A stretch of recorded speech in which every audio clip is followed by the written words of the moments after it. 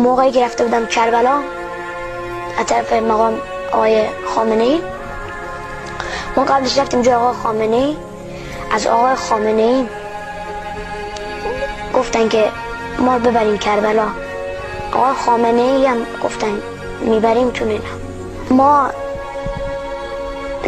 یک صبری تو دلمون داشتیم قبل از اینکه پدرم خواست شهید بشه خبر بدن.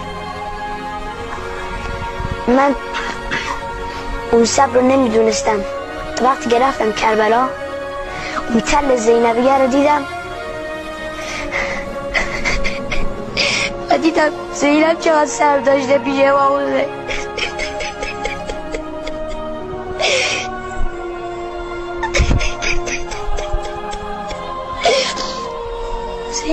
خوب بوده. حالا ما یک قسمت از فیلم بابام نگاه کردیم، دیدیم که هنوز بابام ندیدیم شهید شده، ولی حضرت زینب سر برادرشو جلوی خودش از سر جدا کردن.